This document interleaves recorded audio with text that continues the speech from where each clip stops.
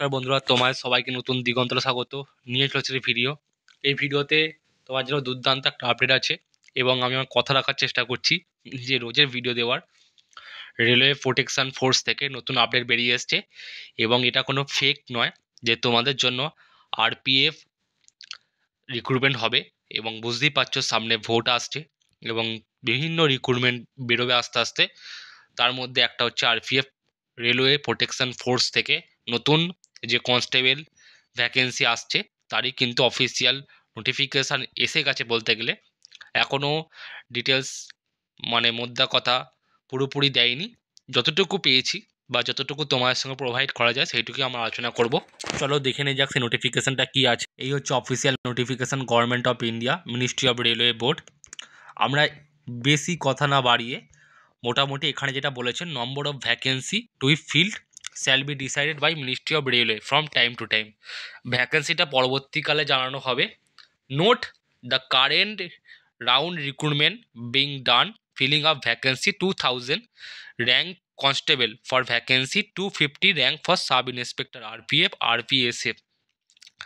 এখানে যেটা ভ্যাকেন্সি দিয়েছে সেটা খুবই কম, 2000টা কনস্টেবল এবং 250টা সাব ইন্সপেক্টর, এবং যেটা আরপিএফ বা আরপিএসএফ এর আছে।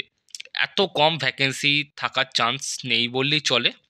নম্বর of vacancy to fill shall be decided by the ministry of railway from time to time. চিন্তা নেই, ভ্যাকেন্সি আরও বাড়বে, সেটা নিয়ে অত ভেবে লাভ নেই, কারণ এত দিনে ভ্যাকেন্সি আসেনি এবং তারপরে ভ্যাকেন্সি আসবে। মোট কথা রিক্রুটমেন্ট প্রসেস যেটা হবে, ফেস যেখানে দিয়েছে কম্পিউটার বেসড টেস্ট, তোমরা জানো সিবিটি একটা হবে।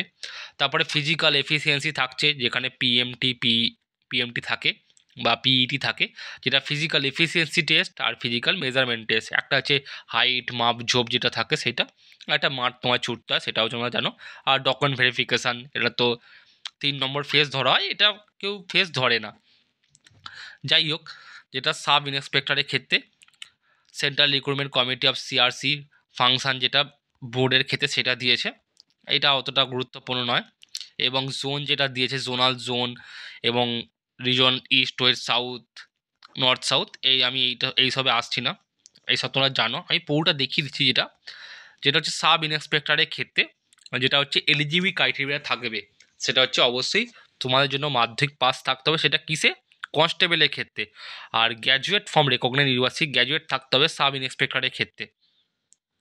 মিনিমাম এজ যেটা থাকবে 20 থেকে 25, ম্যাক্স এটা হচ্ছে যেটা হচ্ছে দুটোর ক্ষেত্রে, যেটা গ্র্যাজুয়েট সেটা 20 থেকে 25, আর যেটা কনস্টেবল সেটা 18 থেকে 25-এর মধ্যে। বুঝতেই পারছো, তার কারণ এজটা থাকে গ্র্যাজুয়েশন করার টাইমটা লাগে বলে, তাই জন্য। এবার এখানে হচ্ছে গুরুত্বপূর্ণ ব্যাপার যে 18 থেকে 25, একটা 20 থেকে 25, এবং এসটি এসসিতে যেমন রিল্যাক্সেশন থাকে, এসটি এসসি হলে 5 বছর, ওবিসি হলে 3 বছর রিল্যাক্সেশন পাবে। ওবিসি হলে যাদের 28 বয়স তাদের 25 বছর রিল্যাক্সেশন পাচ্ছে, আর এদিকে 5 বছর থাকলে 30 হলে তাদের 5 বছর 25 পর্যন্ত রিল্যাক্সেশন পাবে। সেটা নিয়ে বড় কথা নয়। এবং এখানে সেটাও বলে দিয়েছে বিভিন্ন রকম ব্যাপার। যেটা ফিজিক্যাল মেজারমেন্ট আছে, ইউআর এবং ওবিসির ক্ষেত্রে মেল হলে 165 সেন্টিমিটার, ফিমেল হলে 157 সেন্টিমিটার, আর এসটি এসসি থাকলে 160 152, দেখতেই পাচ্ছ মেল ফিমেলদের ক্ষেত্রে।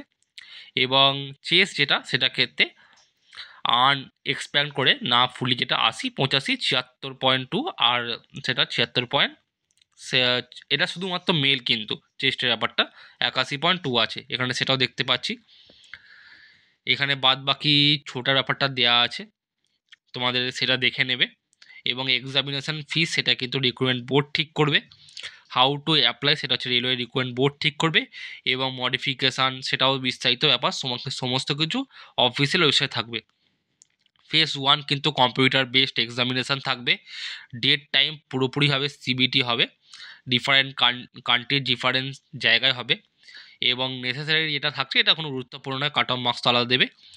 টাইম অ্যালটেড এখানে সেটা দিয়েছে, সাব ইন্সপেক্টরের ক্ষেত্রে 90 মিনিট, 120টা কোশ্চেন, তার মধ্যে জেনারেল অ্যাওয়ারনেস থাকছে 50 নম্বরে, অ্যারিথমেটিক থাকে 35, এবং জেনারেল ইন্টেলিজেন্স থাকছে 35। দুটোরই ক্ষেত্রে একই ফরম্যাট থাকবে, কোশ্চেন লেভেলের মধ্যে পার্থক্য হবে, যেটা প্রিভিয়াস ইয়ারে দেখেছো তারা বলতে পারবে। এখানে জেনারেল অ্যাওয়ারনেসের সিলেবাসটা দিচ্ছে, অ্যারিথমেটিকের সিলেবাসটা দিয়েছে, এবং ইন্টেলিজেন্স সিলেবাসটা দিচ্ছে। ইংলিশ নেই, সেটা হচ্ছে এখানে ব্যাপার।